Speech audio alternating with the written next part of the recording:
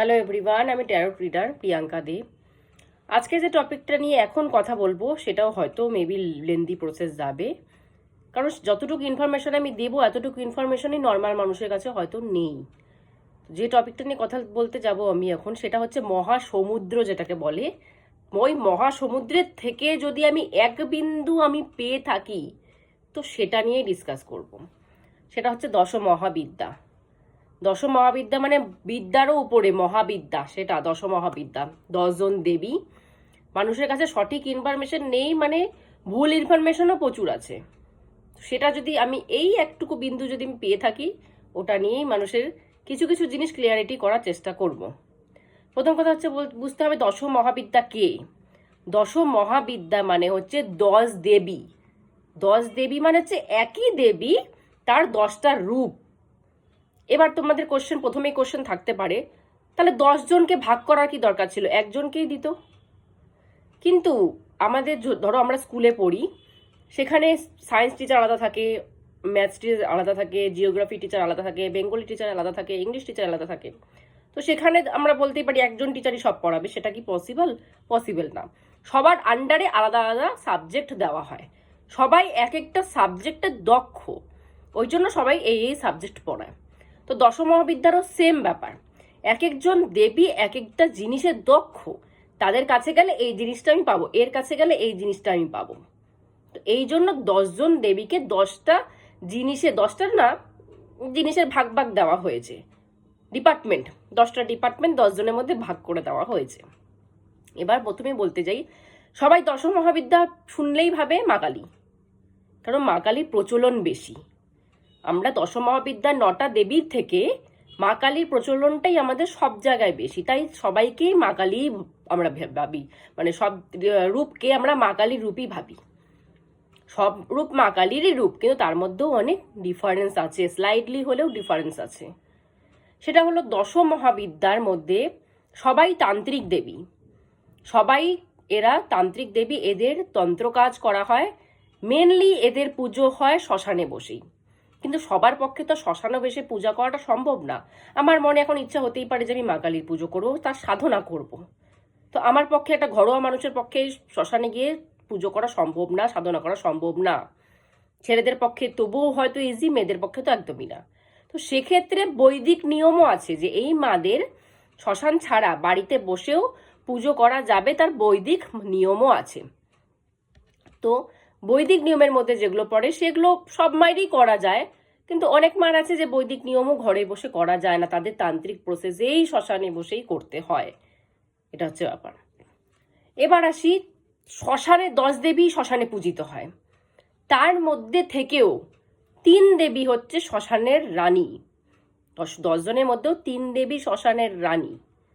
প্রথম হচ্ছে মা কালী, যে হচ্ছে আমরা বলি শ্মশানের যে অন্ধকার, ব্ল্যাক ডার্কনেস, সে হচ্ছে মা কালী প্রথম। এই অন্ধকার যেটা, সেটাই মা কালী। সেকেন্ড হচ্ছে শ্মশানে তো মৃতদেহ জ্বালানো হয়, তো সেই মৃতদেহর থেকে যে আগুন যা উপরে ওঠে, আগুন, সেটা হচ্ছে মা তারা। থার্ড, এই আগুনের থেকে যে ধোঁয়া বের হয়, সেটা হচ্ছে মা ধূমাবতী বা মা ধূম্রবতী অনেকেও বলে। মা ধূমাবতীকে মহারানী বলা হয় শ্মশানের। 2জনও রানী, 3জনেই রানী, কিন্তু মা ধূমাবতীকে মহারানী বলা হয় শ্মশানে। তো এই 3জন দেবী হচ্ছে শ্মশানের মেন রানী, তারপর বাকি 7জন আছে, কিন্তু এই 3জনই মেন। এবার আমি যতটুকু ইনফরমেশন পেয়েছি বা মেডিটেশনের থ্রুতে জানতে পেরেছি, তো প্রথম হচ্ছে এ দুনিয়া যখন কিছুই ছিল না, তখন প্রথম অন্ধকার ছিল, ডার্কনেস, ব্ল্যাক। তো সেটা হচ্ছে মা কালী। যেখানে কিছুই ছিল না তখনও মা ছিল, তো সে হচ্ছে মা কালী। মা কালী যখন প্রথমবার উচ্চারণ করে, স্বর উচ্চারণ করে, কিছু বলে, সেটা হচ্ছে ওম। আমরা ওম শুনলেই ভাবি মহাদেবের ব্যাপার, কিন্তু না, মারও ব্যাপার। ওম হচ্ছে এই পৃথিবীর প্রথম ধ্বনি, সেটা হচ্ছে ওম। এই যে মা কালী যে ওম ধ্বনিটা দিল প্রথমে, সেই ওম হচ্ছে মা তারা। এই ওম ধ্বনির থেকে মা তারা উৎপন্ন হলো। মা তারাকে ওম মন্ত্রের সাথে যুক্ত করা হয়েছে। প্রথম ধ্বনি, পৃথিবীতে প্রথম ধ্বনি হলো মা তারা, ওম। তারপর তো আস্তে আস্তে আস্তে আস্তে সব দেবীর পুজো আরাধনা সব কিছু শুরু হলো, কিন্তু প্রথম যে দুজন সৃষ্টি হলো সে হচ্ছে মা কালী, মা কালীর থেকে ধ্বনি দিয়ে শুরু হলো মা তারা। এই দুজন প্রথমে, এই জন্য দশ মহাবিদ্যার প্রথমেই বলা হয় মা কালী অ্যান্ড তারা। এই দুজন হচ্ছে দশ মহাবিদ্যার প্রথম দুই দেবী। এবার তন্ত্র সাধনা করতে গিয়ে আমি কিছু ইনফরমেশন আরও দিয়ে দিচ্ছি। তন্ত্র সাধনা করতে গিয়ে প্রথমেই মা কালী দিয়ে তন্ত্র সাধনা শুরু হয়। তো মা কালী দিয়ে তন্ত্র সাধনা এই কারণে শুরু হয়, কারণটাও বলে দিচ্ছি। মা পুরো উলঙ্গ, যেটাকে বলে ন্যাকেড, নগ্ন, মা পুরো উলঙ্গ। কারণ হচ্ছে, প্রথম কথা, আমাদেরকে মার পুজো করতে হলে প্রথমেই বুঝতে হবে আমাদের যে ষড়রিপু আছে শরীরে, সব থেকে মেন রিপু হচ্ছে মন। এই মনের মধ্যেই কামবাসনা লুকিয়ে থাকে, মনের মধ্যেই সবকিছু লুকিয়ে থাকে। তো এই মন যদি আমরা কন্ট্রোল না করতে পারি তাহলে আমাদের সাধনা কোনোভাবেই কমপ্লিট হবে না। মন কন্ট্রোল না মানে কিচ্ছু হবে না। সাধনায় বসেও মানুষের যদি কাম বাসনা চলে আসে, সেটাকে মানুষ কি করে কন্ট্রোল করবে? কারণ মাথায় মানুষের ঘুরতেই থাকে সবকিছু, অনেক কিছু, টাকার চিন্তা ঘুরতে থাকে, সংসারের চিন্তা ঘুরতে থাকে, বাচ্চার চিন্তা ঘুরতে থাকে, কাম বাসনার চিন্তা ঘুরতে থাকে, সবকিছু চিন্তা ঘুরতে থাকে। তো সাধনা বসে যদি এগুলো চিন্তা মাথায় ঘুরতে থাকে, সাধনা তার কোনোভাবেই হবে না। এই জন্য মা কালী প্রথমেই যে বিদ্যা শুরু হলো সে নগ্ন নিজেই। কারণ বিশেষ করে ছেলেদের এই প্রবলেমটা হয়, তাদের সামনে কোনো যদি মহিলা নগ্ন থাকে তাদের প্রথমেই কামবাসনা জেগে বসে। ন্যাচারাল পদ্ধতি এটা লুকানো ছুপানো কিছু ব্যাপার নেই, ডিটেলস এগুলো, একদম ইনফরমেশন এগুলো, তাদের কামবাসনা চলে আসে। তো মা এই জন্য নিজেই নগ্ন হয়ে গেছে প্রথমেই, যে আমাকে দেখ আমি নিজেই নগ্ন, এখানে লুকানো ছুপানোর কোনো ব্যাপারই নেই।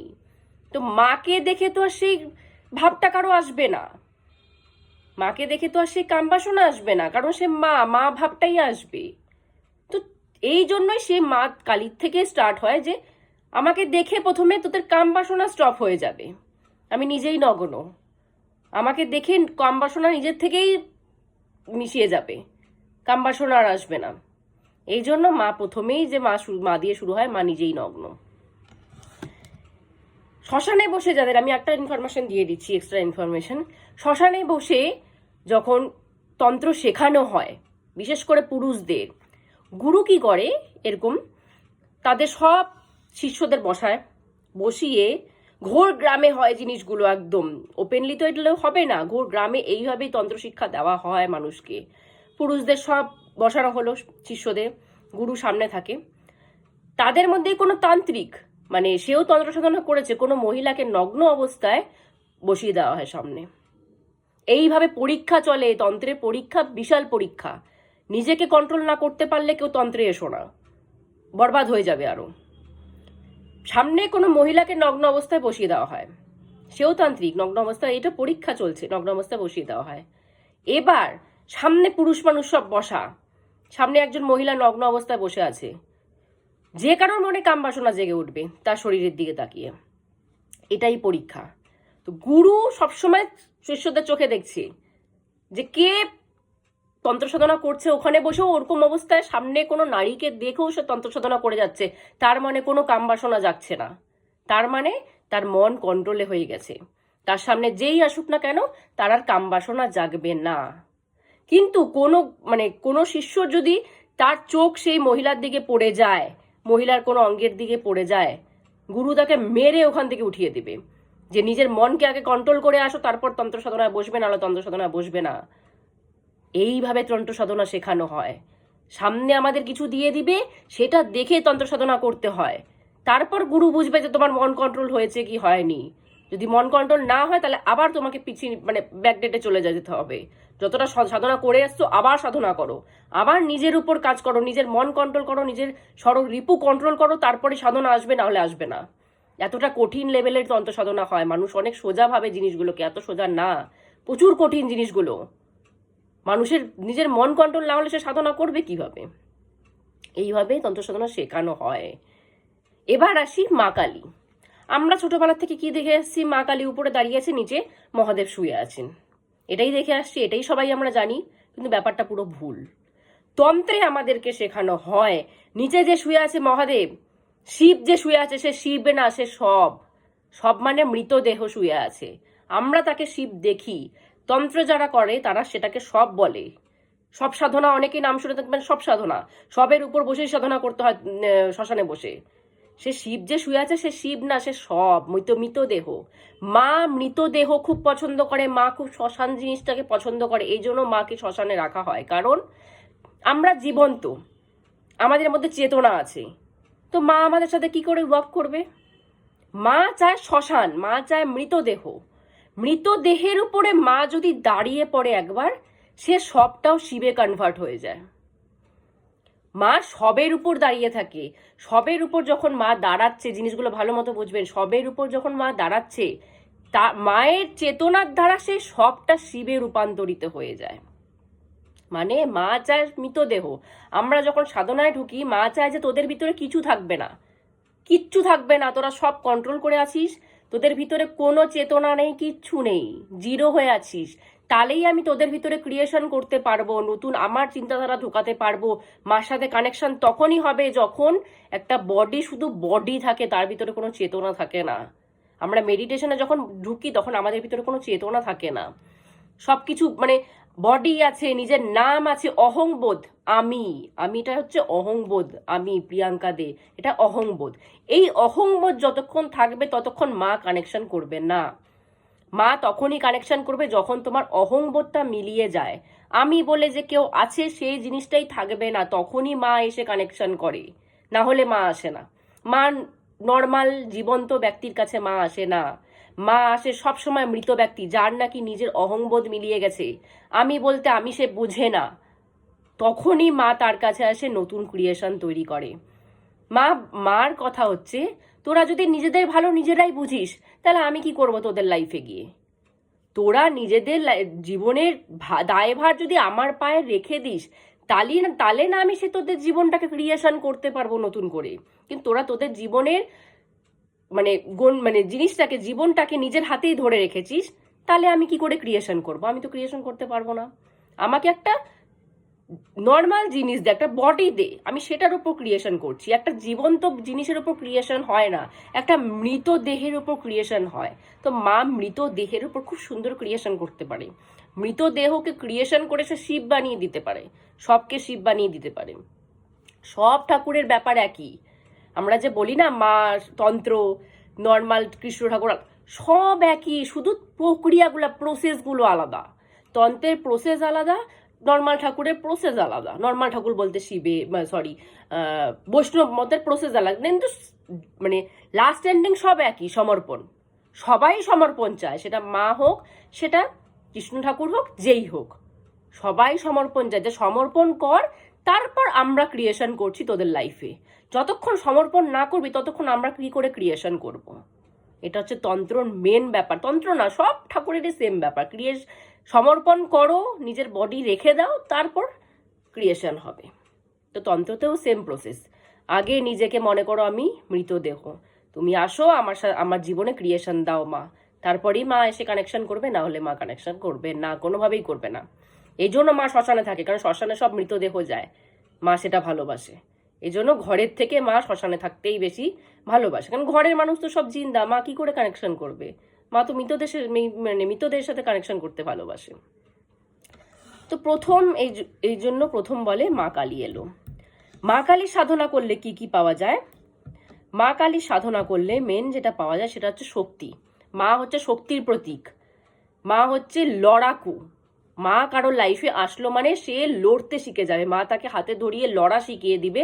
জীবনের সাথে কি করে লড়তে হয়, অন্যের সাথে না, নিজের মনের সাথে কি করে লড়তে হয়, নিজের ষড়রিপুর সাথে কি করে লড়তে হয়, কি করে জীবনের সাথে লড়তে হয়, সেটা মা কালী শিখিয়ে দিতে পারে। কারণ সে নিজের লড়াকু, সে নিজের লড়াই করতে খুব ভালোবাসে। মা আসা মানে, মা কালী আসা মানে তুমি লড়া শিখে যাবে। মা কালী সাধনা করলে লড়া শিখে যাবে। ভয়কে বলে না, ভয়কে সাইডে রেখে নিজের জীবনে চলতে পারবে সে। ভয় ডর বলে কিছু থাকবে না। যারা মা কালী সাধনা করে তাদের মধ্যে ভয় ডর বলে কিছু থাকে না। ভয় ডর তারা পিছনে ফেলে রেখে চলে আসে। মায়ের ভয়কে ছাপিয়ে উপরে উঠতে সাহায্য করে, শক্তি, সেলফ কনফিডেন্স বাড়িয়ে দেবে মা। আমাদের মধ্যে সেলফ কনফিডেন্সের যে অভাব থাকে সেটা বাড়িয়ে দিবে। তো মায়ের সাধনা আরো প্রচুর জিনিস আছে যেগুলো পাওয়া যায়, তবু আমি যতটুকু মানে শর্টে ভিডিও করে বলতে পারছি আমি অতটুকুই বলছি। তো মা কালী সাধনা করলে এগুলো জিনিস হয়। সেকেন্ড হচ্ছে মা তারা। মা তারা হচ্ছে জ্ঞানের দেবী। সবাই তো মা কালী আর মা তারা যে স্লাইডলি আলাদা সেটাই জানে না, সবাই মা কালী মা তারা একই ভেবে। আমিও সেটাই জানতাম, মা কালী আর মা তারা এক, কিন্তু না, মা কালী আর মা তারা এক না।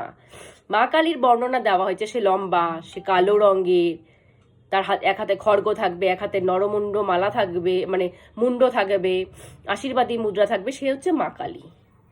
অনেক সময় মা কালীর ত্রিশূলও থাকে। ত্রিশূল দেওয়া মা কালী হচ্ছে শ্মশান কালী। শ্মশান কালী কোনো সময় ঘরে রাখতে হয় না, ঘরে সবসময় দক্ষিণা কালী রাখা যায়, কিন্তু শ্মশান কালী ঘরে রাখা যায় না। কিন্তু অনেকের ব্যাপার আছে, মা কালী কিন্তু সবার ঘরেও রাখা যায় না, আমি এটা বলছি। নর্মাল ঠাকুর যেরকম রাধাকৃষ্ণ, লোকনাথ বাবা, বজরংবলী, গণেশ, শিব পার্বতী সবার ঘরে রাখা যায়, মা কালী কিন্তু সবার ঘরে রাখা যায় না, কারণ মা হচ্ছে অগ্নি। সেই অগ্নির সাথে আমরা কিন্তু আমাদের শরীরে এতটাও মানে ক্ষমতা নেই যে একটা অগ্নির এনার্জি, আগুনের এনার্জিকে শরীরের সাথে প্যাঁচ খাওয়াবো। যারা সাধক, যারা সাধনা করে, নাম জপ করে, সে যে ঠাকুরেরই হোক, নাম জপ করে, তাদেরই একমাত্র পারমিশন আছে মাকে ঘরে রাখার। নর্মাল মানুষের কোনো পারমিশন নেই মাকে ঘরে রাখার। অনেকে এরকম দেখেছি যে মাকে ঘরে রেখেছে, তারপর থেকে রোগ শোক দারিদ্র মৃত্যু এগুলো সব শুরু হয়ে ঝগড়া ঝামেলা শুরু হয়ে গেছে। কারণ মায়ের এনার্জি সবাই নিতে পারবে না। যারা যারা স্পিরিচুয়াল, নাম জপ করছে, গুরুর সাথে কানেক্টেড, গুরু বাঁচিয়ে দেবে, তারাই মাকে রেখো, না হলে মাকে রেখো না। মুদ্রা কথা, মাকে রেখো না। কারণ মায়ের যারা নিচে কাজ করে গণ, তারা কে কে? ডাকিনী, যোগিনী, পিশাচিনী, এরা মায়ের আন্ডারে কাজ করে। তো যখন মায়ের সাধনা শুরু করবে তখন এরাও দেখতে আসে যে নতুন কে মাকে ডাকছে, নতুন কে মায়ের সাধনা শুরু করছে, এরা দেখতে আসবে। তখন তোমার নিজের গুরুর সাথে কানেকশন ঠিক নেই, এরা চলে আসলো তোমাকে দেখতে, কি করে হ্যান্ডেল করবা এদেরকে? কি করে এদের সাথে হ্যান্ডেল করবা? তার মানে বুঝতে পারছো, নিজের আমাকে যে তন্ত্র শিখিয়েছে সে প্রথমেই জিজ্ঞাসা করেছে নিজের গুরুর সাথে কানেকশন ভালো আছে, কোনো প্রবলেম হলে গুরু সামলে নিতে পারবে তো, তাহলেই তন্ত্রেতে এসো, না হলে তন্ত্রেতে এসো না। নর্মাল মানুষ যা খুশি ইচ্ছা হলো তন্ত্রে ঢুকে গেলাম, অত সস্তা না তন্ত্র। গুরুর সাথে হাই লেভেলের কানেকশন থাকা দরকার। প্রতিদিন নাম জপ করে সে, গুরু কোনো প্রবলেম হলে গুরু তাকে বাঁচিয়ে দিবে, তারপরেই তন্ত্রে এসো, না হলে তন্ত্রে ঢুকো না। অনেক রিস্কের ব্যাপার আছে কিন্তু তন্ত্র, বলে দিলাম। তো এটা হচ্ছে মা কালীর ব্যাপার। এবার আসি মা তারা। মা তারা হচ্ছে নীল রঙের, তাকে নীল সরস্বতী বলা হয়, নীল রঙের মা তারা। তার বর্ণনাতে তন্ত্রে লেখা আছে সে ছোট, হাইটে ছোট, কম মানে খাটো, ভুঁড়ি আছে মা তারার। ভুঁড়িটা সে জ্ঞানের প্রতীক, মা তারার যে ভুঁড়ি সেটা জ্ঞানের প্রতীক। আর মা কালীর ডান পা, সে দক্ষিণা কালী, ডান পা থাকে হচ্ছে মহাদেবের উপরে। আর মা তারা যেহেতু বাম দেবী, সেজন্য বাম পা থাকে মহাদেবের উপরে। মা তারার এক হাতে থাকে ব্লু লোটাস, যেটাকে হিবিস্কাস বলা হয়। আমাদের ইন্ডিয়াতে পাওয়া যায় না, সেটা মেবি বাংলাদেশ, শ্রীলঙ্কা এখনো ব্লু লোটাস পাওয়া যায়। সেটা হচ্ছে জ্ঞানের প্রতীক। মা সবসময় লোটাসে বসে, কিন্তু লোটাস হচ্ছে জ্ঞানের প্রতীক। সরস্বতী দেখবা, যেটা সরস্বতী আমরা নর্মাল ঘরে পুজো করি, লোটাস থাকে, লোটাস হচ্ছে জ্ঞানের প্রতীক। তো মা তারার কাছে ব্লু লোটাস আছে এক হাতে। এক হাতে আছে বাটি, বাটি মানেও জ্ঞানের প্রতীক। সে এমন লেভেলে মা তারার সাধকরা এমন জ্ঞানী হয়, তাদের জ্ঞানের সামনে কেউ টিকতে পারে না। এত জ্ঞান দিয়ে দিবে, মানে ইউনিভার্সের জ্ঞান দিয়ে দিবে, পৃথিবী কোথা থেকে শুরু হয়েছে সেই জ্ঞান দিয়ে দিবে, যেটা বইতে পর্যন্ত কেউ খুঁজে পায় না। এরকম লেভেলের জ্ঞান কিন্তু মা তারা সাধকরা পেয়ে যায় মা তারা সাধনা করলে। আর এক হাতে থাকে কেচি, মার হাতে থাকে কেচি, মা তারার হাতে কেচি থাকে কেন? কারণ সে মা তারা, তারা মানে তারিণী। সে জীবনে সবকিছু তাড়িয়ে দেয়, জীবনের যত ব্লকেজ আছে, যত খারাপ জিনিস আছে, সে সব তাড়িয়ে দেয়, কেচি দিয়ে কেটে দেয়। সাধকের জীবন থেকে সবকিছু কেচি দিয়ে কেটে দেয় সে, এই জন্য তাকে বলা হয় তারিণী। মা তারাকে, মা তারাকে নীল সরস্বতী বলা হয়, তান্ত্রিক সরস্বতী। নর্মাল তো সরস্বতী আছে, সে সবাই পূজা করে ঘরে। মা তারা হচ্ছে তান্ত্রিকদের সরস্বতী, এর জন্য নীল সরস্বতী বলা হয়। এক জটা বলা হয়, কারণ তার চুল যে আছে সেটা একটাই জটা, সেজন্য এক জটা বলা হয়। উগ্র তারা বলা হয় মাকে, কারণ সে উগ্র। উগ্র সব দশমহাবিদ্যা সব দেবী উগ্র, কিন্তু মাকে উগ্র তারা বলা হয়। এবার আসি মা নীল কেন। মারও একটা গল্প আছে মা তারারও। মা কালী হচ্ছে সিঙ্গেল মা। সিঙ্গেল মা বলতে সে হচ্ছে গণেশের মা, যদি বলি আমরা, আমাদের মা, কার্তিকের মা, সে সিঙ্গেল মা। কিন্তু মা তারা হচ্ছে ডুয়েল মা। আমি যতটুকু বুঝেছি মা তারা ডুয়েল মা। সে শিবের বউ প্লাস শিবের মা দুটোই। মা তারা কিন্তু শিবের বউ প্লাস শিবের মা দুটোই। কারণ সমুদ্র মন্থনের সময় যখন বিষ উঠেছিল তখন তো শিব সেটাকে পান করেছিল সবার রিকোয়েস্টে। তো শিব পান করার পরে গলা পুরো জ্বলে যাচ্ছিল, সেটা গরল ছিল, বিষ নীল হয়ে গেছিল। সাথে সাথে মা তারা কি করেছে, মা তারা শিবকে ছোট করে দিয়েছে। 6 মাসের বাচ্চা বানিয়ে দিয়েছিল শিবকে। ছোট করে দিয়ে মা নিজে স্তনপান করিয়েছিল শিবকে, হাজবেন্ডকে নিজে স্তনপান করিয়েছিল। সেই স্তন যখন পান করছিল শিব, তখন তার গলার সেই জ্বলা শান্ত হয়ে গেল মার দুধ খেয়ে স্তনপান করে। কিন্তু মা সেই শিবের সেই গরল মাও কিন্তু নিজেটা অনেকটা নিয়েছে। বাবার যে বিষের যে প্রভাব, সেটা কিন্তু মা তারা নিজের উপরে অনেকটা পরিমাণ নিয়েছে। দুজন কিন্তু হাফ হাফ করে নিয়েছে জিনিসটা।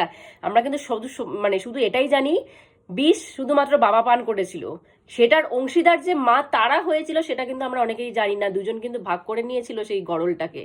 তো মা তারা যখন স্তনপান করাচ্ছিল, সেই গরলের সেই বিষের পরিমাণ মা তারা শরীরেও কিছু চলে আসলো। তখন মা পুরা নীল হয়ে গেল সেই বিষের জন্য। বাবার শুধু গলাটুক নীল, মার হচ্ছে মাথা থেকে পা পর্যন্ত পুরো নীল সেই বিষের জন্য। তখন তার নাম পড়ল নীল সরস্বতী, কারণ সে শিবের মা, শিবের বউ দুটোই। তো মা তারার মেন বেসিক হচ্ছে জ্ঞান প্লাস জীবন থেকে সবকিছু কেটে বাদ দিয়ে দেওয়া, সব খারাপ জিনিস, সব কার্মিক ব্লকেজ কেটে বাদ দিয়ে দেয়। এটা হচ্ছে মা তারা মেন এই দুটো জিনিস দেয়। আরো অনেক কিছু দেয়, প্রোটেকশন, সব ঠাকুরই প্রোটেকশন দেয়। যে যা সাধনা করবে সবাই প্রোটেকশন পাবে, কিন্তু বেসিক জিনিসগুলো আমি বলে দিচ্ছি। এটা হচ্ছে মা তারার মেন জিনিস। আর মা কালী হচ্ছে উগ্র। মা কালীর কিন্তু সৌম্য নেচার নেই, মা কালী উগ্র। মা কালী তোমার লাইফ থেকে যদি কোনো ব্লকেজ সরাতে চায় উগ্রভাবেই সরাবে, তাতে তোমার কষ্ট হবে, মা সেটা বুঝবে না। কিন্তু মা তারা হচ্ছে সৌম্য প্লাস উগ্র দুটোই। তো মা তারা যদি কারোর লাইফ থেকে ব্লকেজ ক্লিনজিং করতে চায়, সেটা সৌম্যভাবে করবে, জানি সন্তানের কোনো কষ্ট না হয়, সেই জিনিসটা কিন্তু মা বোঝে। কিন্তু মা কালী কিন্তু সেই জিনিসটা বুঝবে না। মা কালী একদম নেগেটিভিটি কেটে বের করে দিবে। সেই নেগেটিভিটি কাটতে গিয়ে যে সন্তানের কষ্ট হবে, সেটা কিন্তু মা অতটা বোঝে না, কারণ মা শুধু উগ্র। কিন্তু মা তারা উগ্র প্লাস সৌম্য দুটাই। তার জন্য মা ধীরে সুস্থে সন্তানের কিন্তু কষ্ট কমায়। থার্ড হচ্ছে ত্রিপুর সুন্দরী। ত্রিপুর সুন্দরী হচ্ছে যাকে আমরা ষোড়শী বলি। ষোড়শী মানে 16 বছরের। মাকে আমরা 16 বছরের হিসাবে পুজো করি। ত্রিপুর সুন্দরী ষোড়শী, তো সে 16 বছরের হিসাবে পুজো করিস। তো শ্রীবিদ্যার প্রথম স্টার্টিং হচ্ছে মা ত্রিপুর সুন্দরীর থেকে। ত্রিপুর সুন্দরী সাধনা করলে কি পাওয়া যায়? অসীম টাকা, অর্থ। 7 পুরুষ বসে খেতে পারবে এরকম লেভেলের টাকা কিন্তু মা ত্রিপুর সুন্দরী দিয়ে দেয়। প্লাস সুন্দর, মা খুব সুন্দর, যেহেতু 16 বছর বয়স, কুমারী মা, খুব সুন্দর। তো যে সাধক ত্রিপুর সুন্দরী কন্টিনিউ পুজো করতে হবে, তার মুখের মধ্যে সুন্দরতা এমনিই চলে আসে। ফোর্থ হচ্ছে মা ভুবনেশ্বরী। মা ভুবনেশ্বরীর সেম ব্যাপার, অর্থে। যে যারা পূজা করবে অর্থ কিন্তু চলেই আসবে। মা ভৈরবী হচ্ছে তন্ত্রের যে লাস্ট অপশন থাকে, মানে একজন মহিলা যদি তন্ত্র করতে করতে করতে করতে একদম শিখায় চলে যায়, তাকে ভৈরবী উপাধি দেওয়া হয়। একজন পুরুষ যদি তন্ত্র শিখতে শিখতে শিখতে শিখতে একদম লাস্ট লেভেল পর্যন্ত চলে যায়, তাকে ভৈরব বলা হয়। এটা উপাধি, তন্ত্রের এটা ট্যাগ। ভৈরবী মানে বিশাল ব্যাপার। কোনো মহিলা যদি তন্ত্রে ভৈরবী হয়, তার উপর আর কেউ তন্ত্র জানে না। ভৈরবী সাধনা, ভৈরব সাধনা, এই সাধনা কিন্তু কঠিন সাধনা। ভৈরবী সাধনা কিন্তু ঘরে বসে নর্মালি হয় না। যারা স্টার্টিং করে, স্টার্টিং পয়েন্টে হয়তো ঘরে বসে হয়, কিন্তু যখন শেষের দিকে যেতে থাকে না, তখন কিন্তু জনসমাজের মাঝখানে বসে ভৈরবী সাধনা করা যায় না। সিঙ্গেল কোথাও চলে যাও, মানে শুনশান জায়গায় চলে যাও, সেখানে বসে সিঙ্গেল ঘরে থাকো, একা ঘরে থেকে কিন্তু মা ভৈরবী সাধনা করতে হয়। ভৈরবী সাধনাও কিন্তু আছে, এটা নিয়েও কিন্তু অনেক ব্যাখ্যা করা যায়। ভৈরবী সাধনা একসাথে করা যায়, কারণ ভৈরবী সাধনাটা হচ্ছে এরকম সাধনা যেখানে মনের মধ্যে কোনো কাম বাসনা থাকবে না। সব কাম বাসনা আমি বের করে দিলাম। সেটাতেই ভৈরব ভৈরবী সাধনা একসাথে করা যায়। এই সাধনা করলে ভূত পিশাচ, মেন কথা হচ্ছে ভূত পিশাচ কেউ আসতে পারবে না কাছে, তাদের সাথে লড়ার চরম ক্ষমতা মা দিয়ে দেয়। প্লাস কামবাসনা পুরোপুরি ডিটাচ হয়ে যাবে মন থেকে, ভৈরবী সাধনা। তারপরে আসছে মা ছিন্নমস্তা। ছিন্নমস্তার ফটো হয়তো আপনারা দেখে থাকবেন, যদি না দেখে থাকে দেখবেন। সেটা হচ্ছে মা প্রথম কথা কামদেব অ্যান্ড রতি, তার ওয়াইফ, কামদেবের ওয়াইফ রতি দেবী আর কামদেব শুয়ে আছে। শুয়ে আছে মানে তারা ফিজিক্যাল কন্ডিশনে শুয়ে আছে, মা তাদের উপর দাঁড়িয়েছে। তার মানে কি এই মা সাধনা করলেও মেন যেটা পাওয়া যায় সেটা হচ্ছে ফিজিক্যাল, মানে কামবাসনার থেকে উপরে উঠা যায়। প্লাস মা একদিন তার দুই ডাকিনী যোগিনী দুজনকে নিয়ে বনের মধ্যে দিয়ে হাঁটছিলেন, কোথাও যাচ্ছিলেন। ডাকিনী যোগিনী বলছে মা আমার খুব খিদা পেয়েছি, খেতে দিবা না? বলছে, মা বলছে একটু দাঁড়িয়ে যা, একটু যাচ্ছি তারপরে খেতে দিচ্ছি। আরটু চলার পরে মাকে আবার বলছে তারা, মা খেতে দিবা না, খিদা পেয়েছে। তখন মার কাছে কিছু নেই খাওয়ার, কিন্তু সন্তান, ডাকিনী যোগিনী হচ্ছে তার সন্তান সেবিকা, তারা যখন চাচ্ছে তাকে, তাহলে মাকে খেতে দিতেই হবে। কি করবে মা? তখন মা নিজের নখ দিয়ে গলা কেটে দিল। গলা কেটে নিজের গলা মুন্ড হাতে নিল, সেখান থেকে 3টা রক্তধারা বেরোলো। একটা ডাকিনীর মুখে গেল, একটা যোগিনীর মুখে গেল, একটা মা নিজেই পান করলো। মা হচ্ছে স্যাক্রিফাইসের দেবী। কি করে নিজেকে স্যাক্রিফাইস করে সন্তানকে বাঁচানো যায়, মা হচ্ছে স্যাক্রিফাইসের দেবী। যদি কেউ মার আন্ডারে চলে যায়, তার ফুল প্রোটেকশন দেওয়া মার দায়িত্ব, তাকে কেউ হাত লাগাতে পারবে না। কারণ মা স্যাক্রিফাইস করে দেয়, কিন্তু সন্তানের জন্য নিজেকে পর্যন্ত শেষ করে দেয়। এটা ছিন্নমস্তার মা কিন্তু বোঝা যায়। ছিন্নমস্তার সাধনা খুব কঠিন লেভেলের সাধনা। সব সাধনা কমপ্লিট হয়ে যাওয়ার পরে ছিন্নমস্তার সাধনা করা যায়, কারণ ছিন্নমস্তার সাধনা একটু লেভেলটা একটু হাই, ব্যাপারটা হচ্ছে এরকম। তো ছিন্নমস্তার সাধনাও কিন্তু ঘরে বসে অতটা পসিবল শুরুবাত করা যায়, তারপরে কিন্তু বাইরে বসেই করতে হয় ছিন্নমস্তার সাধনা। ছিন্নমস্তার সাধনা করলে যেটা মা দিয়ে দেয়, প্রথম কথা তো কামের থেকে উঠা, স্যাক্রিফাইস, প্রোটেকশন, এগুলো দিয়ে দেয়। আরেকটা জিনিস দিয়ে দেয়, কানের পট খুলে দেয়। কানের পট খুলে দিলে কি হবে, আমাদের এখান থেকে 1 কিলোমিটার দূরেও যদি কেউ আমাদের নামে কিছু বলে, বা কেউ কিছু হচ্ছে, আমাদের আশেপাশে কত নেগেটিভিটি ঘটছে, তারা যদি কিছু বলে সেটা পর্যন্ত শোনা যায়। কানের পট খুলে দেয় মা ছিন্নমস্তা দেবী। তারপরে আছে মা ধূমাবতী। ধূমাবতীরও বড় কাহিনী। মা ধূমাবতী অনেক রকমের কাহিনী আছে।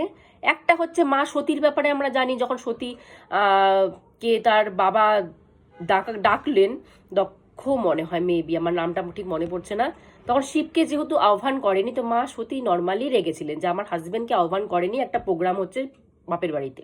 তখন সে গেল সেখানে যাওয়ার পরে শিবকে নিয়ে সবাই অনেক বাজে কথা বলাতে মা কি করলো, সেটা নিতে পারলো না, স্বামীর এত বড় কথা সেটা নিতে পারলো না, না নিতে পেরে যজ্ঞকুণ্ডে নিজেকে দাহ করে দিল, সবাই জানো। কিন্তু যজ্ঞকুণ্ডে নিজেকে দাহ করার পরে যে ধোঁয়া বেরোলো, ধোঁয়া, সেই ধোঁয়ার থেকে মা ধূমাবতী তৈরি হলো। ধূমাবতীর আর একটাও ব্যাপার আছে, সেটা হলো শিব তো সবসময় ধ্যানে একদম মগ্ন থাকতো, সংসার করেছে ঠিকই, বিয়ে করেছে, কিন্তু ধ্যানে মগ্ন থাকতো। মা প্রতিদিন খাবার বানাতো, খাবার বানিয়ে মহাদেবকে দিতেন, মহাদেব খেয়ে যতটা বেঁচে থাকতো ততটাই মা গ্রহণ করতো, উচ্ছিষ্ট, স্বামীর উচ্ছিষ্ট গ্রহণ করতো। একদিন দেখলেন মহাদেবের খাওয়া হয়ে যাওয়ার পরে প্লেটে আর কিছু নেই, উচ্ছিষ্ট নেই, মা কি খাবে তখন? সব তো স্বামীকে দিয়ে দেয়, উচ্ছিষ্ট যতটা থাকে ততটা গ্রহণ করে। তো মহাদেবকে যায় বলেন, মহাদেব আমার তো রান্নাও কিছু নেই, আপনি কিছু আজকে রাখেনও নেই, আমি প্রচন্ড খিদা পেয়েছে, আমি কি করব? মহাদেব ধ্যানে মগ্ন, সে তো কিছু শুনছে না আমার কথা। মা প্রচন্ড খিদা পেয়ে গেছে, মা আর থাকতে পারছে না, পেটে আগুন জ্বলছে। তখন মা মহাদেবকে বললেন, মহাদেব আপনি আমার খাওয়ার ব্যবস্থা করুন, না হলে কিন্তু আমি আপনাকে খেয়ে নেব। তো এটা হচ্ছে ক্রমের লীলাই বলা যায়। তো মহাদেব তো বুঝতে পারছে, হ্যাঁ ঠিক আছে তুমি খেয়ে নাও, তারপর যা হবে দেখা যাবে। উনি তো সব শুনছে কিন্তু কিছু রিয়াকশন দিচ্ছে না। মা খিদার জ্বালা সহ্য করতে না পেয়ে মহাদেবকে খেয়ে ফেললেন। মহাদেবকে কেউ যদি খেয়ে ফেলে তার অবস্থা কি হবে? মার পুরো শরীর স্কিন জ্বলে গেল, পুরো মা তো সুন্দর মা পুরো বুড়ি হয়ে গেল, চুল পুরো পেকে গেল, সাদা হয়ে গেল, বিধবা রূপ হয়ে গেল, কারণ নিজের স্বামীকে নিজে খেয়ে ফেলছে, সে বিধবা হয়ে গেল। তো তখন আবার যখন মহাদেবকে তিনি বের করে দিলেন, সে ধরে রাখতে পারলেন না মহাদেবকে, আর বের করে দিলেন, তখন মহাদেব তাকে বললেন তুমি আজকের থেকে বিধবা বেশি পূজিত হবা। তো ধূমাবতী একরকম সিঙ্গেল যে মায়ের বিধবা রূপে পূজা করা হয়, সব মাকে কিন্তু সদবা রূপে পূজা করা হয়, একমাত্র ধূমাবতীকে বিধবা রূপে পূজা করা হয়। মা ধূমাবতী সাধনা করলে যেটা পাওয়া যায় সেটা হচ্ছে অ্যাবান্ডেন্স, মা লক্ষ্মী। তাকে অনেকে অলক্ষ্মী বলে, কিন্তু সে অলক্ষ্মী না, সে শ্বেত সরস্বতী, হোয়াইট সরস্বতী। সে যারা সাধনা করে তার জন্য হোয়াইট সরস্বতী মা লক্ষ্মী। কিন্তু যদি আবার কেউ মার সাধকদের কেউ প্রবলেম করে থাকে, তাহলে কিন্তু তার জন্য কিন্তু আবার অলক্ষ্মী। তার ঘরে কিন্তু মা অলক্ষ্মী হয়ে ঢুকে তার লক্ষ্মী খেয়ে নেবে। কারণ ধূমাবতী মা কিন্তু লক্ষ্মীর বড় দিদি। অলক্ষ্মীকে কিন্তু আমরা লক্ষ্মীর বড় দিদি বলি, সে কিন্তু লক্ষ্মীর বড় দিদি। তো তার ঘরে গিয়ে কিন্তু সে লক্ষ্মী খেয়ে নেবে যদি মায়ের সাধকের উপর কোনো রকমের আঁচ আসে। তো মা লক্ষ্মীর দেবী, কিন্তু মা লক্ষ্মী। প্লাস মা সাধনা করলে আমাদের লাইফে যত টক্সিক পার্সন আছে, যাদের থেকে মানে বিচ্ছিন্ন হওয়া যাচ্ছে না, মা তাদেরকে একদম সরিয়ে দেবে মা ধূমাবতী সাধনা করলে। এটা পাওয়া যায়। এবার আসি মা বগলামুখী। মা বগলামুখীকে পীতাম্বরী বলা হয় কারণ সে সোনা গয়না হলুদ ড্রেস পরতে খুব ভালোবাসে। তার সাধনা করলে যেটা পাওয়া যায় সেটা হচ্ছে শত্রু দমন। শত্রু দমন তার সাধনা করলে শত্রু প্রথম কথা থাকবে কিনা আশেপাশে, সে শত্রুকে স্তম্ভন করা হয়। মা স্তম্ভনের দেবী। স্তম্ভন মানে ফ্রিজ করে দেয় শত্রুকে। মা সাধকদের শত্রুকে পুরো ফ্রিজ করে দেয় মা। শত্রু দমনের জন্য কিন্তু মা বগলামুখীকে মেন পুজো করা হয়। তিনিও লক্ষ্মী, তাকেও পুজো করলে কিন্তু লক্ষ্মী আসে। তারপর আছে মা মাতঙ্গী। মা মাতঙ্গীকে বলা হয় সরস্বতী, আবার তান্ত্রিক সরস্বতী মা মাতঙ্গী। কিন্তু মা মাতঙ্গী হচ্ছে মা, তারা হচ্ছে ইউনিভার্সাল জ্ঞান দেয়। মা মাতঙ্গী হচ্ছে শুধুমাত্র যারা কাজ করে, মানে আমি কম্পিউটার নিয়ে কিছু জানতে যাচ্ছি, আমি সঙ্গীত নিয়ে আগাতে যাচ্ছি, মা কিছু কিছু পয়েন্ট আছে সেগুলোর উপরেই মা কাজ করে। কিন্তু মা তারা হচ্ছে ইউনিভার্সাল জ্ঞান। মা মাতঙ্গী হচ্ছে ইউনিভার্সাল জ্ঞান দেয় না। কারো কিছু প্রবলেম হচ্ছে, মানে কেউ কম্পিউটার নিয়ে আগাতে যাচ্ছে, কেউ সঙ্গীত নিয়ে আগাতে যাচ্ছে, মা কলা যেটাকে বলা না শিল্পকলা বা শিল্পকলা যারা করে তাদেরকে হেল্প করতে সুবিধা করে মা মাতঙ্গী। তারপর আসি মা কমলা। মা কমলাও সেম লক্ষ্মী। লক্ষ্মী হিসাবেই তাকে পূজা করা হয়। মা কমলার পূজা করলেই লক্ষ্মী আসে। কিন্তু লাস্ট হচ্ছে মা কমলা। ও বাবা, আমি যে শেষ করতে পারলাম 10 জনকে, এটাই মানে ভাবছিলাম যে কতক্ষণে শেষ করব, কতক্ষণ টাইম লাগবে। আমি কিন্তু 10 জনের ব্যাপারে কিন্তু ডিটেলসে আমি যতটুকু উদ্ধার করতে পেরেছি, আমি কিন্তু ডিটেলসে দশমহাবিদ্যার ব্যাপারে কিন্তু ক্লিয়ার করে দিলাম যতটুকু আমি জানি। তো এক একটা দেবীকে এক একটা পাঠ দেওয়া হয়েছে যে এই দেবীর পূজা করলে এই পাওয়া যায়, এই দেবীর পূজা করলে এই পাওয়া যায়। এই জন্য দশমহাবিদ্যার কিন্তু সাধনাটা করা হয়। তো আজকের মতো আমি এখানেই স্টপ করলাম। জয় গুরু।